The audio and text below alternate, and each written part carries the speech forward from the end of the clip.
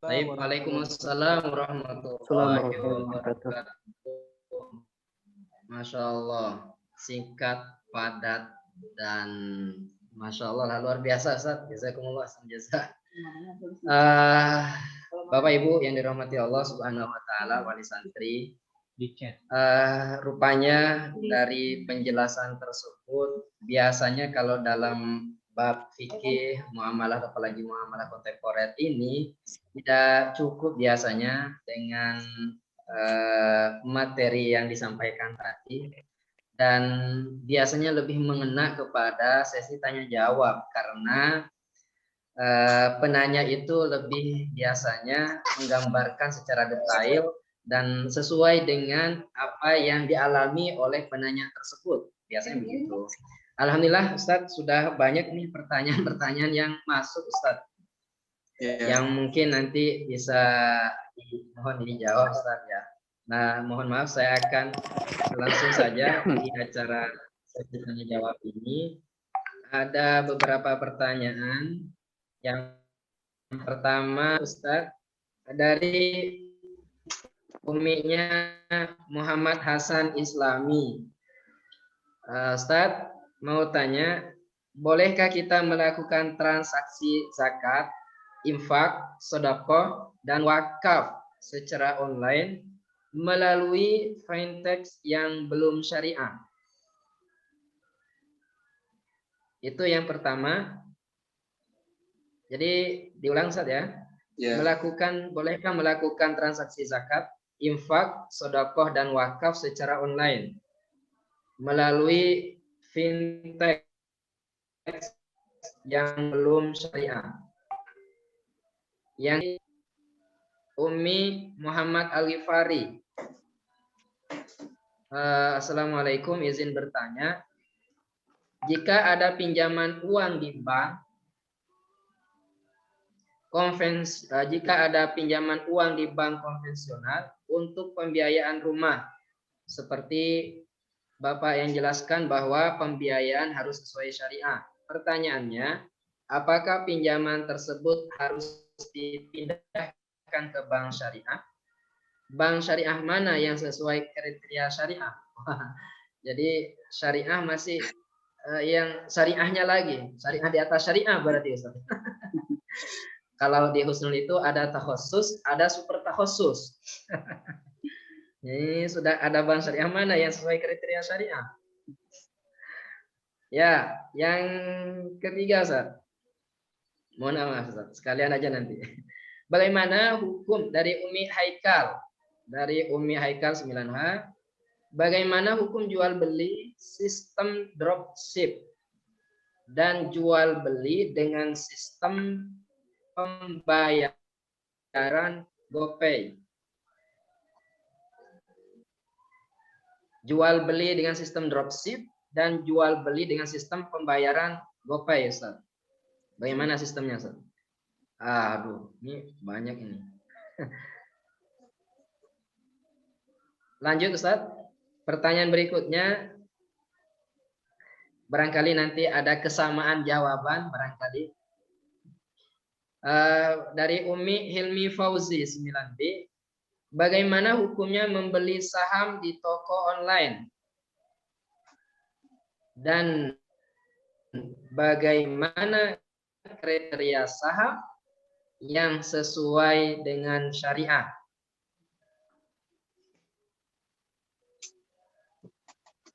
Berikutnya dari Umi Faik Al-Faruq dari 9C, dari Ketua Komite. Bagaimana kalau kita membeli atau belanja pakai kartu? Membeli atau belanja pakai kartu, dan kemudian kartu itu dikenakan cas. Apakah itu juga diharamkan? Atau mungkin dihalalkan? Kira-kira begitu. Mungkin cukup itu dulu, Ustaz. Ya. Biar dijawab dulu, nanti kita sambung lagi ya. Baik, itu insya Allah nanti pertanyaan berikutnya, Ustaz. Demikian, Ustaz. Tafadhol, Ustaz. Ya, Ustaz.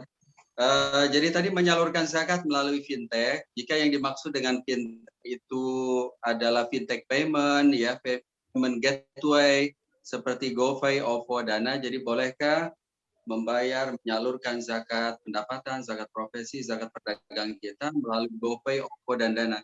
Jika itu yang dimaksud, sebenarnya nggak apa-apa, cuman nggak prioritas gitu aja. Seperti halnya kita menggunakan rekening konven, sebenarnya nggak ada apa-apa sebagai alat pembayaran, cuman nggak prioritas aja, nggak prioritas. Nggak prioritas maksudnya karena alternatif yang halal yang lain itu tersedia. Jadi link aja syariah ada, rekening syariah ada. Nah, kenapa yang kita gunakan itu adalah fintech konven. Nah, padahal yang kita inginkan tidak boleh ada debu-debu riba, tidak boleh ada ta'awun 'alal itsmi wal 'udwan. Intinya sih boleh tapi nggak prioritas. Jadi saran saya selama ada rekening syariah tersedia, selama ada fintech payment syariah yang tersedia, gunakan di syariah. Ustaz Afwan, suara saya jelas nggak ya? Jelas, Jelas, Ustaz. Ustaz. Jelas Jelas ya? sekali. Nah, kemudian yang kedua, kalau memang sebagian sudah terlanjur kredit ribawi, maka ada 3 pilihan sesuai dengan urutannya. Yang pertama adalah lunasi sekaligus. Kalau ada pinjaman motor, harga motor 50 juta, sisa outstandingnya 10 juta, maka kalau tahu bahwa itu riba dan diharamkan, lunasi sekaligus. Biar beres gitu.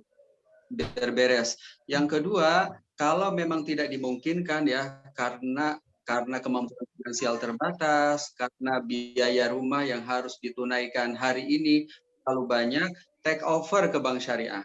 Jadi tinggal menyampaikan misalnya kreditnya di BCA, kemudian ingin dialihkan, tinggal temui aja bank syariah, BNI Syariah, BRIS atau BSN, sampaikan ke customer service-nya, saya ingin take over, nanti mereka yang akan ngurus.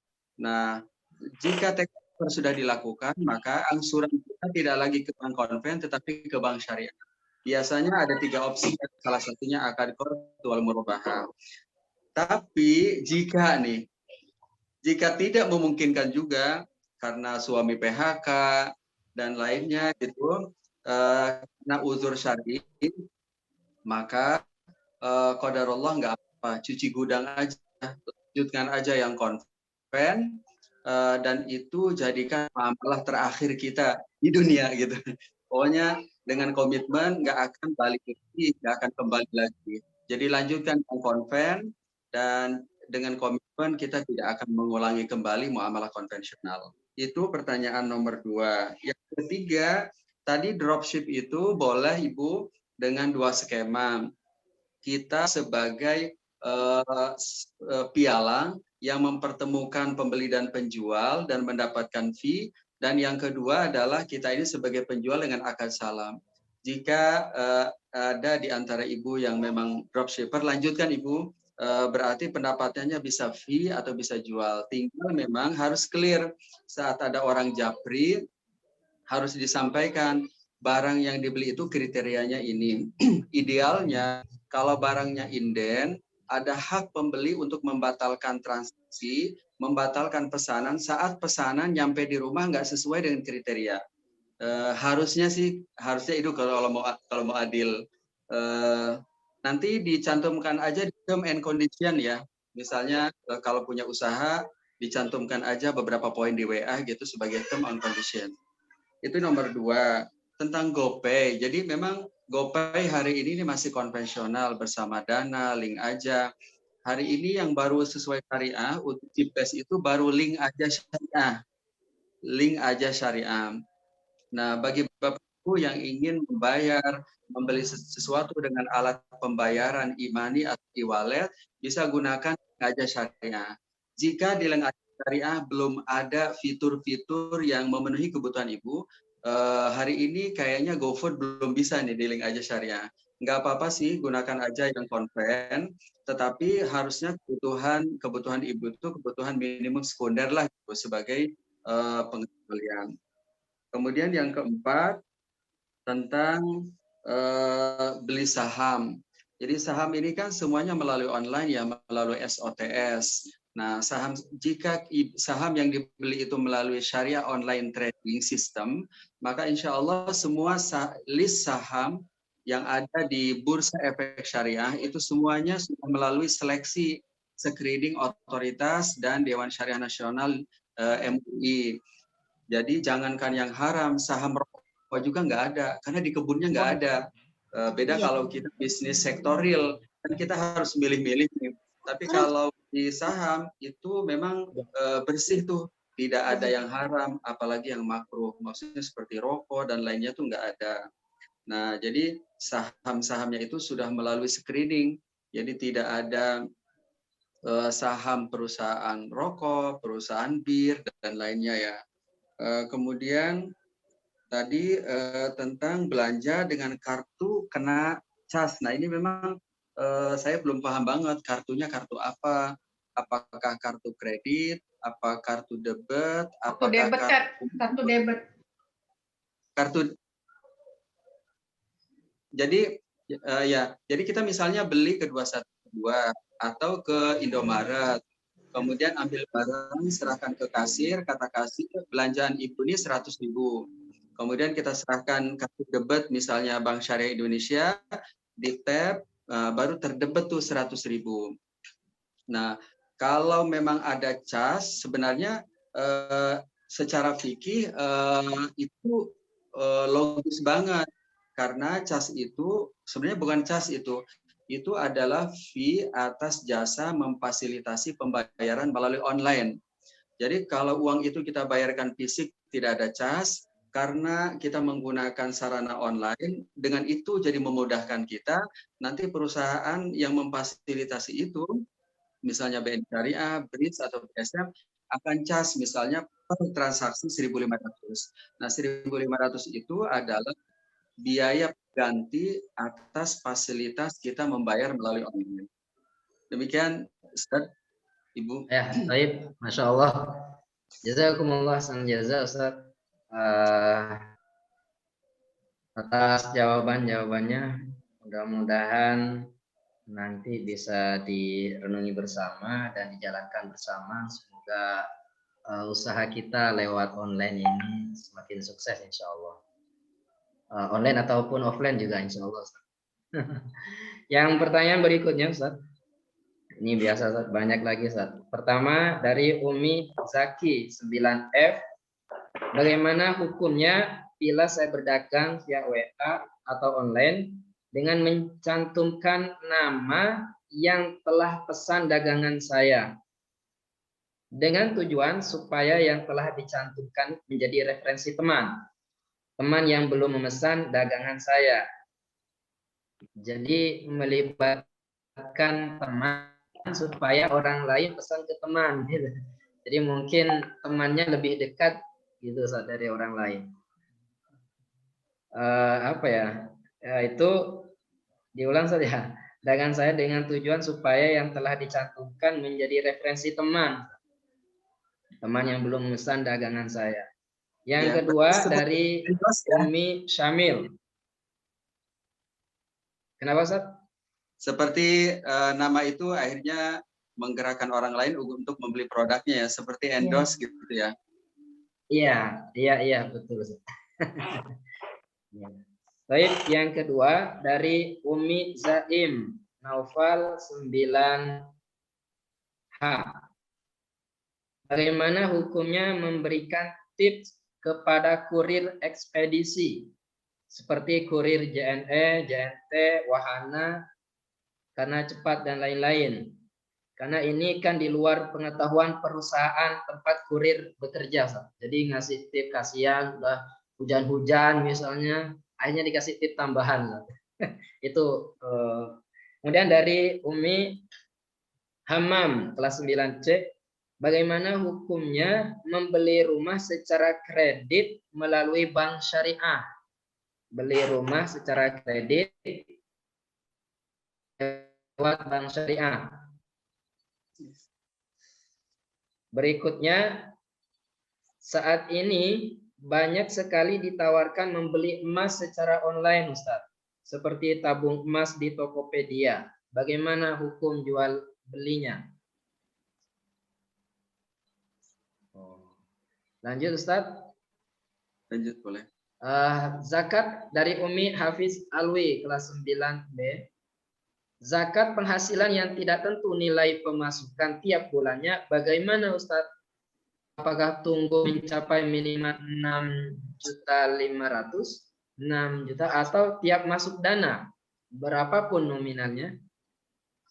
Nah, pertanyaan berikutnya, bagaimana hukumnya jika kita melakukan pembelian barang SCR online secara online, barang secara online ataupun top up yang meminta kode unik saat mentransfer uang dengan alasan untuk memudahkan transaksi atau pengecekan. Yang minta kode Ustaz. Jadi top up yang meminta kode unik saat mentransfer uang. Nah, mungkin ini terjadi pengurangan atau penambahan. Nah, khawatir seperti itu Ustaz. Berikutnya tadi ada beberapa di atas yang belum di Ustaz, tapi mungkin atau itu dulu ya. Ya, itu dulu. Fauzi, nanti saya koordinasi lagi pertanyaan yang belum dibaca. Tafadhal Ustaz. Jazakumullah. Ya. Baik, dari Umi Zaki ya yang pertama. Jadi kan orang lain bertransaksi dengan kita itu kan selesai setelah serah terima barang. Selanjutnya saat kita ingin menampilkan, mempublish, mempublikasi nama-nama yang telah bertransaksi dengan kita, mereka misalnya punya nama besar, punya popularitas, dengan kita munculkan akan menarik minat orang lain sehingga datanglah konsumen baru. Nah, berarti itu kan memang pekerjaan kedua. Nah, padahal nama besar itu adalah material. Nama orang itu material. Nama orang itu adalah hak yang bermanfaat. Oleh karena itu, saat kita ingin mempublikasi, harusnya sih mendapatkan izin dari yang bersangkutan. Supaya lapang, penuh ridho gitu, namanya di broadcast di WA, pernah beli baju dari Umi apa gitu. Jadi ada izin dari yang bersangkutan. Ya, sebagaimana kaidah fikih, la yajuzu li ahadin ayatasarrafa fi milkil ghairi illa biiznihi. Yang kedua adalah ngasih tips atau hadiah ke kurir. Nggak apa-apa jika itu dilakukan setelah selesai semuanya. Jadi kurir datang, kita lihat dalam kondisi basah kuyup, kehujanan sebagai contoh, kemudian kita kasih uang 10.000. Nggak ada masalah, karena itu bukan suap. Karena kalau suap itu kriterianya adalah kita memberi untuk mendapatkan sesuatu yang bukan haknya atau hak orang lain. Itu kriteria suap. Kalau ini murni hadiah. Hadiah itu diberikan setelah selesai pekerjaan dan tidak untuk motif mendapatkan hak orang lain. Jadi justru aktivitas yang dianjurkan nih. Nah, tinggal urusan kurir dengan sana. Harusnya sih kurir nanti ngasih tahu, saya ngasih dapat tip harusnya, tapi antara kita dengan kurir clear, pekerjaan kita itu ihsan.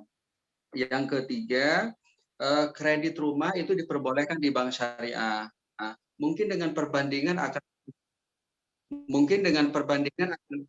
akan lebih jelas nih. Jadi kalau di bank konven, misalnya harga satu kapling 350 juta, berarti si A pinjam 350 juta, setelah itu beli ke developer 350 juta. Selanjutnya nyicil kewajiban tersebut di bank konven. Nah, beli dari developernya, beli biasa nggak ada masalah, tetapi minjem 350 juta, kemudian dibayar secara angsur menjadi 450 juta, itu riba, kategorinya riba jahiliyah, nggak boleh.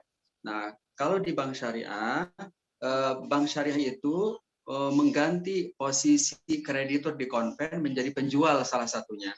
Sehingga si A tadi, kalau membeli rumah dari bank syariah, caranya adalah pesan dulu dari bank syariah, tipe rumah, kapling, dan sejenisnya. Baru kemudian bank syariah membeli dari supplier, dari developer, kemudian jual ke konsumen dengan harga perolehan, harga beli plus margin. Biasanya dengan akad merubah.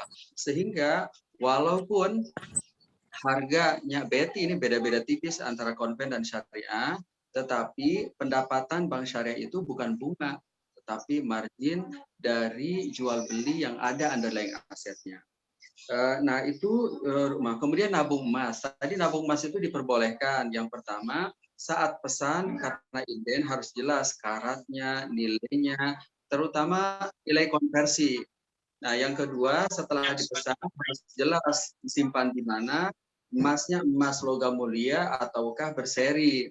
Nah, yang ketiga, kalau menurut saya sih harus ada indikator fisik untuk memastikan yang kita simpan itu bukan angka-angka aja, tapi memang benar emasnya. Jadi ada cetak fisik. Kalau kami di Bank Syariah Indonesia, ketepatan saya diamanahi jadi Dewan Pengawas Syariah di Bank Syariah Indonesia, merger dari BRI, BSM dan BNI, itu kami ada ibu-ibu kalau mau nabung emas tinggal buka yang punya BSM dulu, sekarang BSI, ada namanya nabung emas di bawah, beli nabung emas tapi bisa cetak fisik di kantor cabang terdekat.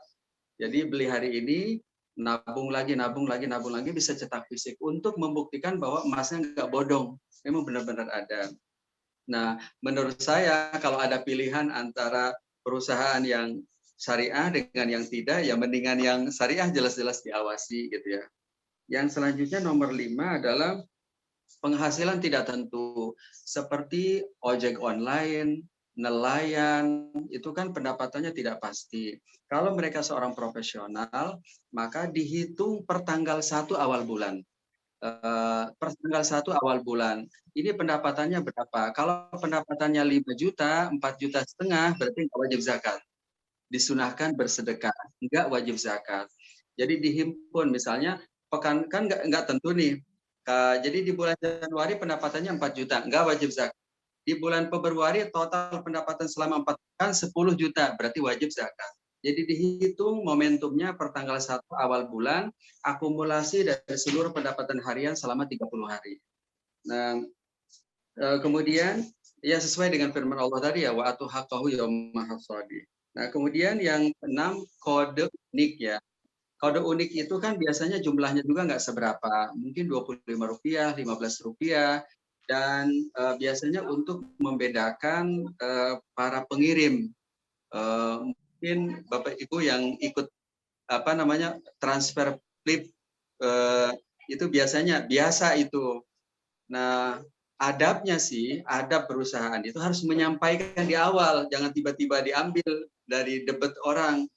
Disampaikan di awal ke konsumen bahwa kami minta selain 300.000 yang menjadi kewajiban, tambahkan 2 digit di ujung.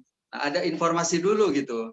Jadi kesimpulannya nggak apa-apa, toh juga nominalnya nominal yang lumrah, lazim gitu, tidak seberapa, targetnya juga positif, menurut saya nggak ada masalah. Demikian, Ustaz. Ya, baik, jazakumullah khairan katsiran. Maaf Ustaz, ini ada pertanyaan lagi masih banyak. Insya Allah nanti kita batasi sesuai jadwal jam 10.30. Siap, Ustaz. Mohon maaf nih ada pertanyaan lagi Ustaz. Tadi ada yang kelewat. Ya, berikutnya yaitu bagaimana dengan sistem pre-order Ustaz? Sistem pre-order. Barang belum ready, namun kita harus bayar full terlebih dahulu. Dari Umi Fahriddini 9D. Yang kedua dari Umi Ghaza 9A. Bagaimana hukum membeli barang lewat jasa titip? Apakah jasa titip boleh mengupgrade harga lebih mahal? Berikutnya Ustadz. Bagaimana jika kita menjual barang yang sama, namun harga dibedakan? Karena yang satu bayar cash, yang satu bayarnya tempo. Halalkah? Dari Umi Arda Razan 9F. Nah, cash dengan ini. Yang kedua, yang berikutnya dari Umi Ihsan Rafif 9H. Bagaimana hukumnya jika ikut beli online dengan cara dicicil, tidak kontan? Kan di Shopee atau Tokopedia juga ada. Nah, ini mirip dengan yang tadi, yang sebelumnya. Wah, ada lagi Ustaz, transaksi forex mata uang, bolehkah? Ya. Transaksi forex mata uang boleh. Berikutnya, mohon penjelasan, mungkin secara tertulis juga boleh, tentang syarat dan rukun nabung LM di bank syariah. Logam mulia di bank syariah. Apakah menabung LM di bank syariah sudah dijamin kehalalannya meskipun penabung belum melihat LM dan serinya? Nah, jadi ada istilah kan sekarang banyak syariah termasuk bank sudah banyak yang syariah. BNI syariah, BRI syariah yang tadinya muamalah dan akhirnya banyak, sehingga LM pun juga ada syariahnya. Nah, apakah boleh tanpa melihat serinya, tapi langsung menabung? Berikutnya, apakah dari Umi Rafka Aji 9H, apakah sistem LMM skema Ponzi yang dipakai pada beberapa travel umroh seperti kasus besar yang pernah terjadi pada salah satu travel umroh yang heboh? Yang heboh itu diperbolehkan, apakah diperbolehkan secara syariat? Skema Ponzi yang terjadi pada beberapa travel umroh. Nah, berikutnya dari Umi Hafiz Alwi, zakat penghasilan yang tidak tentu. Oh, itu sudah. Tadi ada yang kelewat sana. Berikutnya, bagaimana hukum zakat yang diberikan dengan orang tua? Zakatnya diberikan kepada orang tua, Ustaz. Selanjutnya, tentang reseller. Bolehkah kita bantu menjualkan, seperti jual rumah, harga ditetapkan 300 juta, kemudian kita carikan penjualnya, lalu dijual 500 juta. Apakah transaksi ini dibenarkan? Dari penjual aslinya 300 juta, kemudian dibantu dijual menjadi 500 juta. Apakah transaksi itu dibenarkan? Lalu bertanya lagi, saya buka dropship, beli dari Shopee secara cash, dan saya jual kembali di akun lain, misal dibuka lapak, aku laku, ataupun yang lainnya. Jadi beli di dropship, di Shopee, lalu dijual kembali ke akun lain, akun ke akun lain. Berikutnya, kita belanja di salah satu marketplace dari Umi Irana Fen. Jika beli cash tidak dapat cashback, tapi jika via OVO dapat cashback. Apakah cashbacknya itu halal untuk kita gunakan? Dari Ustadz Aditya, Ustadz Adit HK2, mohon penjelasan contoh jual beli tabdir seperti apa, Ustadz? Jual beli tabdir. Demikian Ustadz. Oh, ini masih. Oh iya, Ustadz, sudah Ustadz. Pertanyaan-pertanyaannya. Tafadhal Ustadz, jazakumullah. Ya Ustadz, pre-order. Jadi dan itu diperbolehkan dengan menggunakan akad salam tadi ya. Kan salah satu transaksi yang dibolehkan adalah uang tunai, barang tidak tunai. Jadi misalnya Umi Dini ini terima order untuk pembuatan kue untuk acara tertentu. Harganya 500.000, terima tunai, kemudian dibuat kue, baru packing dan kirim ke tempat si pemesan atau si pembeli. Nah, itu diperbolehkan dengan syarat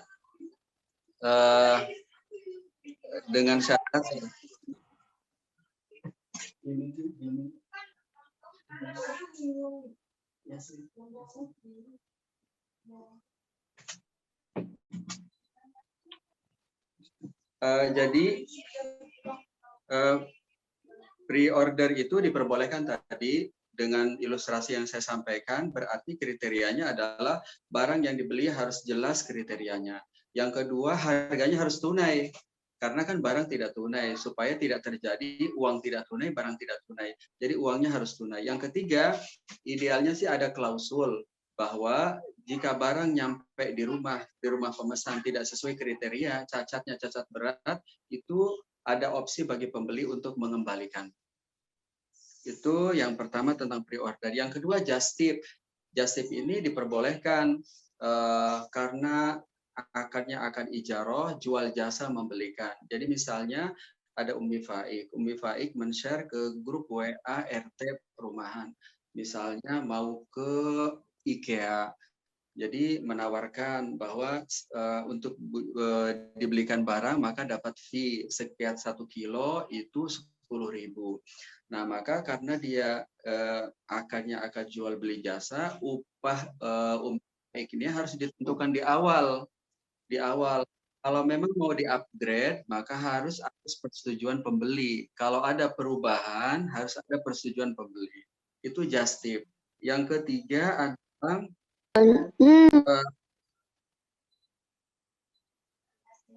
yang gimana Ibu? Itu Ustaz. Yang ketiga, jadi jual tunai dan jual angsur. Jual angsur itu boleh lebih besar daripada harga tunai. Ini HP Samsung tipe ABCDE dijual tunai 5 juta, tidak tunai angsuran 10 kali jadi 7 juta. Nah, maka yang 2 juta bukan bunga, tetapi halal bernama margin. Nah, kesimpulan bahwa jual beli tidak tunai dengan harga lebih besar itu diperbolehkan, itu juga sebagaimana keputusan otoritas fatwa kita di Indonesia, di Jakarta, di DSN, sama juga di Malaysia juga sama, di Saudi Arabia juga sama, juga merujuk kepada keputusan lembaga fikih OKI yang memperkenankan jual beli tidak tunai dengan harga lebih besar daripada harga tunai. Termasuk juga jual beli salam, istisna, dan lainnya ya. Kemudian yang keempat itu cicil ya. Jadi beli dari Shopee atau dari Bukalapak dengan nyicil diperkenankan nggak ada masalah selama yang dibeli itu halal. Menurut saya, jika ada pilihan-pilihan marketplace, maka pilih marketplace yang jelas keberpihakannya kepada umat lah gitu. Yang jelas kalau ada pilihan lagi ini, nah mungkin kriteria-kriteria tambahan itu harus kita gunakan ya, harus kita gunakan. Yang kelima tentang forex ya.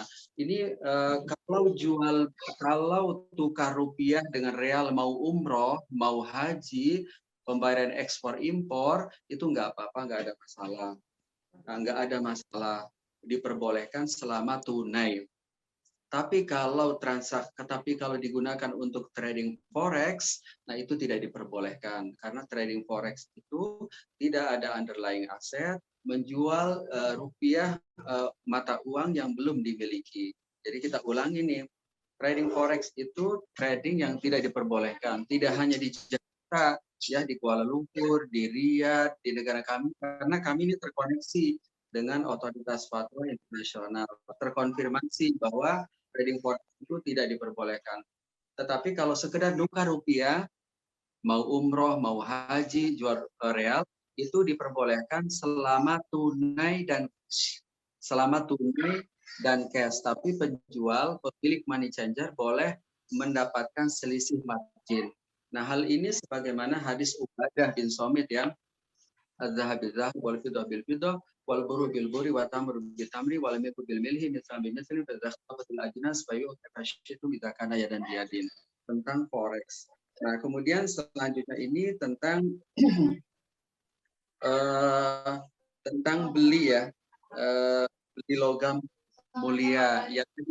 Jadi boleh pertama jika inden harus jelas kriterianya.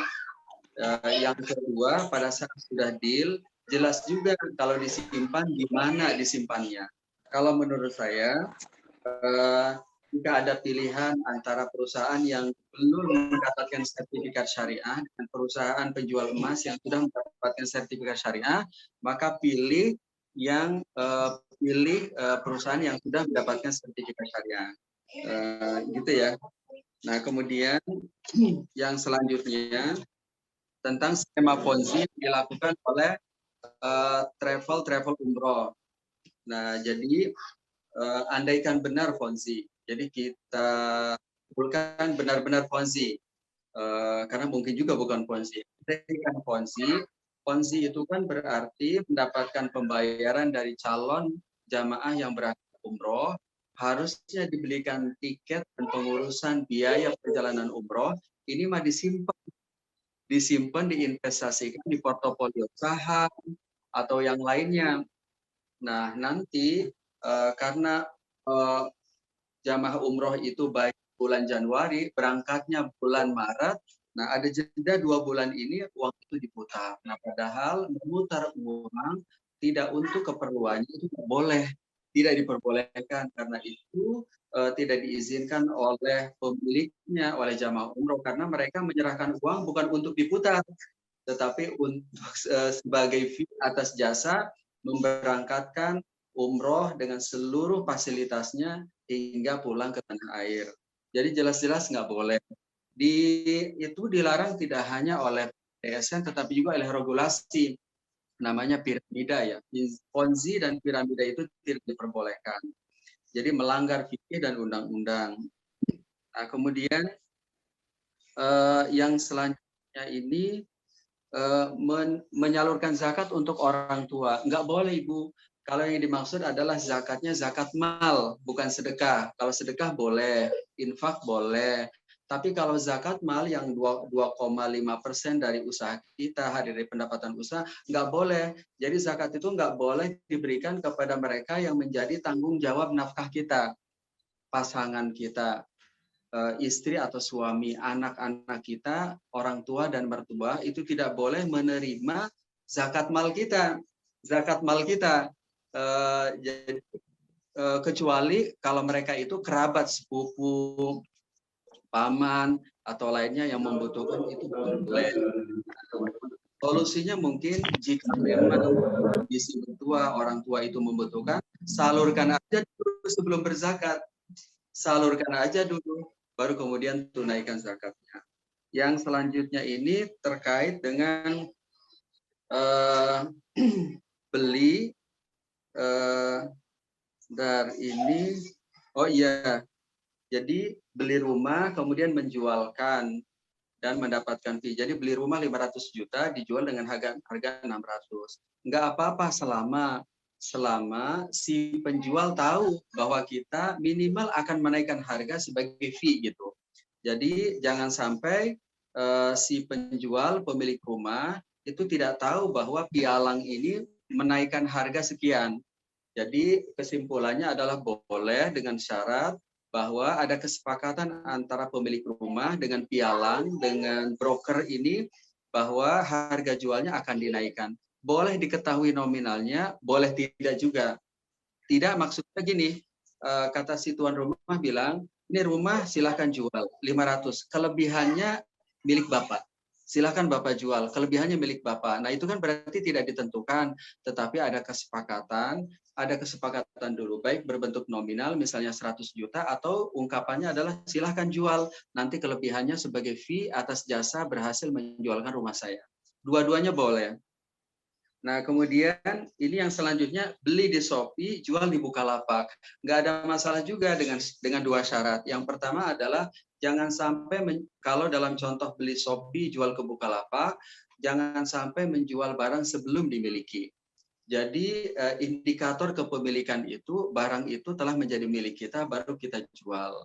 Yang kedua tentu saja barangnya itu barang-barang yang halal. Begitu, selama itu terpenuhi nggak ada masalah, boleh. Nah, kemudian terkait dengan OVO cashback. Jadi saat ini kan memang masih konven. Kalau memang masih bisa menggunakan link aja syariah, gunakan link aja syariah. Jika di link aja syariah tidak ada fitur yang dibutuhkan, gunakan aja yang lain. Kalau ada cashback sedekahkan aja. Menurut saya begitu. Menurut saya begitu.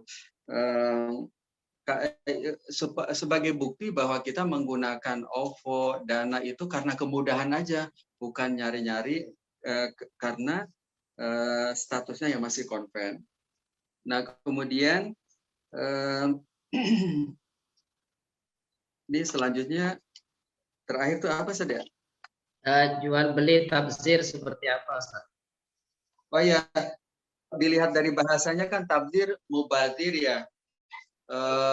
wallahu alam, kalau melihat ungkapan tazir berarti jual beli produk-produk, kan kebutuhan kita ini baik dapur, rumah, elektronik itu kan semuanya berkelas ya. Ada kelas sangat dibutuhkan atau primer atau dibutuhkan sekunder. Ada memang adanya juga tidak dibutuhkan, hanya tersier gitu ya, kebutuhan pelengkap. Nah, bagian dari adab kita nih jangan sampai membeli, memiliki sesuatu ke mall tinggal asal lihat gitu. Jangan sampai membeli sesuatu yang tidak dibutuhkan, karena kan sebagaimana tuntunan Allah ya, innal mubadzirina kanu ikhwana syayatin. Jadi tabdzir, dan sebagaimana juga firman Allah ya, faminhum muqtasid. Jadi sebaik-baiknya itu orang yang proporsional, proporsional ya. Jadi membeli karena kebutuhan. Faminhum muqtasid ya. Demikian Ustaz. Ya, jazakumullah khairan katsira. Mohon maaf sekali lagi waktu sudah lewat. Tetapi alhamdulillah sudah dapat izin dari ASO, ada tambahan waktu sampai 10.45. Salah, mohon maaf Ustaz. Insya Allah nanti ke depan kita mudah-mudahan bisa bergabung kembali. Namun ada 2 pertanyaan lagi. Ini sangat menarik pertanyaannya, dan pertanyaan milenial Ustaz. Semakin berkembang perkembangan zaman, akhirnya pertanyaan semakin berkembang juga, dan sistemnya bukan juga semakin berkembang. Yang pertama adalah dari Umi Arroyan, bagaimana hukumnya investasi milenial Ustaz? Investasi milenial yang membeli robot untuk transaksi pasar uang. Nah, robot. Investasi milenial yang membeli robot untuk transaksi pasar uang. Jadi robot tersebut yang mengendalikan transaksi pasar uang tersebut. Masya Allah. Karena ya khawatirnya juga di HK2 juga ada ekskul robotik. Tapi bukan dari HK2 pertanyaannya. Transaksi pasar uang. Yang kedua dari Umi Izzuddin 9H, keluar dari tema kan. Wah, apakah hukum asuransi seperti prudensial halal atau haram Ustaz? Prudensial, karena prudensial ada yang konvensional, ada yang syariah katanya begitu. Bagaimana pandangan Ustadz sendiri? Dari Ustadz Jamaluddin, mohon pendapatnya Ustadz tentang Bitcoin. Waduh, Anda sendiri juga belum paham ini kayak gimana gambarannya Ustadz. Sekalian pencerahannya Ustadz. Bitcoin kayak gimana, hukumnya bagaimana? Sekaligus mewakili pertanyaan Anda juga Ustadz. Demikian, terima kasih Ustaz. Tafadhol, ada 3 pertanyaan. Jazakumullah. Ya, Sad, mungkin kita dari Bitcoin ya. Jadi Bitcoin ini kan salah satu cryptocurrency ya. Memang ada perbedaan pandangan di antara ahli fikih dan juga otoritas fatwa di dunia Islam. Ada yang rata-rata bolehkan, rata-rata mengharamkan transaksi dengan alat pembayaran Bitcoin. Pernah saya ikut FGD melibatkan Bank Indonesia ya, otoritas, kemudian pelaku usaha properti, itu sempat ditawarkan kepada pelaku usaha properti, mau nggak dibayar dengan Bitcoin? Pada nggak mau, karena Bitcoin itu syarat dengan harga yang fluktuatif. Jadi hari ini bisa bernilai cendol ya, besok bisa seharga emas. Jadi fluktuasi yang sangat tinggi itu akhirnya mendorong beberapa otoritas untuk tidak membolehkan. Sempat 3 tahun yang lalu saya juga ikut rapat di Kuala Lumpur bersama Datuk Daud Bakar, kemudian Syekh Nizami Akubi dari Bahrain, kemudian Syekh Atrom dari Saudi Arabia, Yusuf Lanzo dari Amerika. Saya lihat dari pertemuan itu rata-rata nggak membolehkan ya, karena Bitcoin itu tidak diterbitkan oleh otoritas ya, tidak sebagai alat pembayaran, kemudian sangat fluktuatif dan syarat dengan spekulasi. Intinya tidak dibolehkan menurut sebagian. Nah, kemudian yang kedua asuransi ya. Kalau asuransi syariah, kalau prudensial syariah boleh, kalau prudensialnya konvensional nggak boleh. Bedanya konven dengan syariah, kalau konven, kalau preminya 100.000, maka 100.000 itu adalah alat pembayaran untuk membeli mitigasi risiko kecelakaan ya atau wafat tergantung jenis asuransinya. Sehingga yang 100.000 itu milik perusahaan. Nah, dengan ini maka ada dua ilmu hitam. Kalau kita tadi belajar ilmu hitam di awal, ilmu hitamnya ada dua kalau di asuransi konven. Yang pertama adalah goror, gambling antara surplus underwriting dengan defisit. Jadi boleh jadi si A bayar terus nggak pernah sakit, atau ada si B baru bayar 2 kali sakit, biaya perawatannya 25 juta, padahal kontribusinya baru 200.000. Nah, yang kedua ilmu hitamnya adalah seluruh premi di asuransi konven itu ditempatkan di portofolio konven. Kalau nggak di deposito bank konven, ya saham yang tidak syariah atau obligasi atau surat utang. Nah, sedangkan kalau di asuransi syariah, premi yang 100.000 itu biasanya digunakan untuk tabarruk sebagian. Jadi tabarruk itu hibah kepada siapa? Kepada kelompok peserta asuransi, kemudian dikuasakan kepada asuransi untuk investasi di portofolio yang halal. Sehingga kalau si A itu bayar terus nggak pernah sakit, nggak pernah dirugikan karena uangnya telah dia hibahkan kepada kelompok termasuk dia sendiri. Kalau ada si B baru bayar 2 kali, kemudian sakit, biaya perawatannya 25 juta, defisit melebihi kontribusinya, tidak ada dana orang lain juga yang dirugikan karena semuanya memberikan premi tersebut dengan akad tabaruk atau tanakul. Yang pertama adalah robot. Memang ini belum ada nih, belum pernah dibahas ya, tetapi ini pertanyaannya adalah kalau robot itu mewakili si A, jadi saya beli saham di pasar. Nah, kemudian saya menyewa robot dalam durasi 24 jam. Selama 24 jam itu ada 10 transaksi yang dilakukan oleh robot. Nah, berarti robot itu sebenarnya mewakili saya. Pertanyaannya, apakah 10 transaksi selama 24 jam yang dilakukan oleh robot itu telah memastikan yang dibeli itu saham syariah, yang dibeli itu halal, transaksinya sesuai dengan syariah. Nah, itu mungkin pertanyaan, jika memang benar robot itu telah tersistem ya, diatur bahwa yang dibeli itu hanya saham syariah, misalnya, kemudian memenuhi kaidah-kaidah syariah yang lain, menurut saya sih nggak ada masalah ya. Seperti kita bertransaksi dengan ATM. ATM kan benda mati, kita di depannya. Nah, kita ini bertransaksi dengan benda mati, ATM. Tapi ATM itu mewakili bank, dia sistem. Nah, tapi sistem ini kan telah diatur. Jadi hanya bertransaksi dengan transaksi sesuai syariah. Demikian, Ustaz. Masya Allah. Ya, baik Ustaz. Jazakumullah. Masih ada waktu 5 menit karena ada sangat mendesak. Satu saja yang menanyakan, tafadhol Umi Zaim. Bertanya langsung karena masih ada waktu 5 menit lagi. Ya. Umi Kepada Zaim. Umi Baim, silahkan dari Bangka.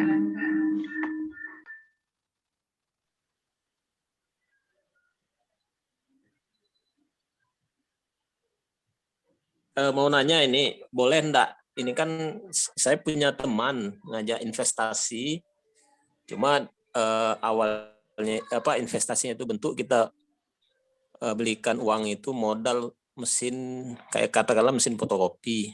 Kemudian dari uang investasi beli mesin fotokopi itu nanti mereka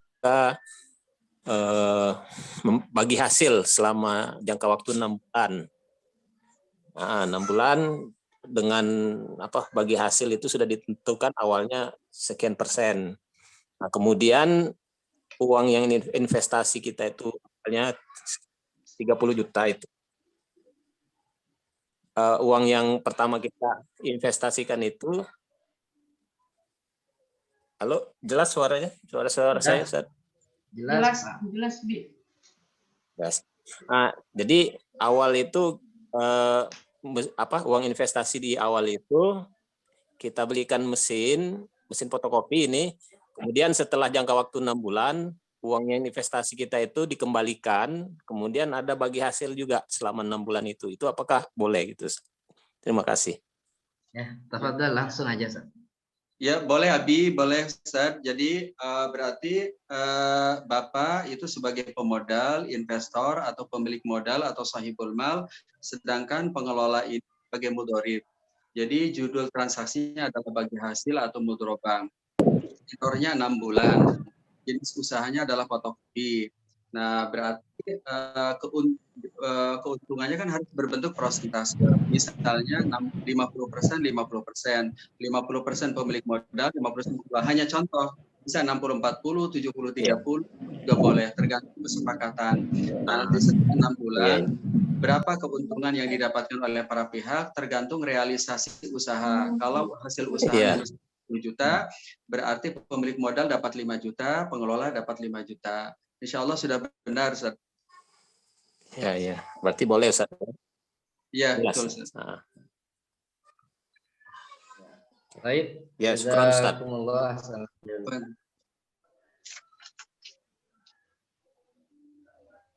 Ya. Baik, alhamdulillah waktu sudah jam 10.43 dan kami sampaikan sekali lagi jazakumullahu ahsanal jaza kepada Dr. Oni Syahroni, pakar muamalah sekaligus juga Dewan Syariah Nasional MUI. Mudah-mudahan apa yang beliau sampaikan menjadi renungan kita. Semoga kita dapat menjalankan bisnis baik offline maupun online. Karena yang offline pun juga jangan sampai ada ilmu hitamnya juga, katanya begitu. Mudah-mudahan kita senantiasa diberikan kesuksesan dunia akhirat lewat bisnis ini. Kemudian tak lupa pula kami sampaikan jazakumullah ahsanal jazak kepada Bapak Ibu semuanya, wali santri yang ikut bergabung di Zoom meeting. Namun kami juga rupanya pastinya banyak pertanyaan-pertanyaan Ustaz yang ingin ditanyakan baik secara langsung ataupun secara tulisan oleh Bapak Ibu semuanya. Mudah-mudahan nanti suatu saat bisa kembali melaksanakan kajian ini, terutama dengan bab muamalat. Karena kita menginginkan semua apa yang kita dapatkan adalah suatu hal yang baik, halalan thayyibah. Itu saja yang dapat kami sajikan pada kesempatan pagi ini. Jazakumullah sekali lagi kepada wali santri, terutama juga Dr. Oni, juga wali santri dari HK1, HK2, HK1 dan HK2. Ya, itu saja. Kira-kira apa lagi ya? Oh iya, baik. Kita acara berikutnya yaitu penutup sekaligus mohon doa Ustadz dari Dr. Oni Syahroni dalam penutupan acara ini. Tafadhal Ustaz. Baik, kita awali dengan istighfar 3 kali. Astagfirullahaladzim. Astagfirullahaladzim. Allahumma amin ya rabbal alamin. Allahumma wafiq abnana ya Allah, berikanlah taufik kepada putra-putri. Allahumma wafiq abnana wa banatina ya Allah, berkahi putra-putri kami. Allah wafiq asatidz husnul khatimah ya Allah, berikanlah taufik, berkahi para guru, para asatidz di husnul khatimah. Allahumma barik lana fi auladina wa azwajina wa zaujatina ya Allah, berkahi suami dan istri kami. Allahumma barik lana fi walidana ya Allah, berkahi orang tua dan mertua kami. Allahumma muslimina wal muslimat. Allahumma barik lana fi ma'isyatina ya Allah, berkahi ma'isyah kami, berkahi dakwah kami ya arhamar rahimin. Allahumma afina fi abdani ya Allah, berikanlah kesehatan kepada badan kami. Allahumma abdanina, Allahumma afina fi asma'ina wa afina fi absarina. Sallallahu ala sayyidina Muhammad wa ala alihi wa sallam. Walhamdulillahirabbil alamin. Baik, jazakumullah. Alhamdulillah pada kawal kajian bulanan ini terlaksana. Mudah-mudahan mendapatkan ilmu yang bermanfaat untuk kita semuanya.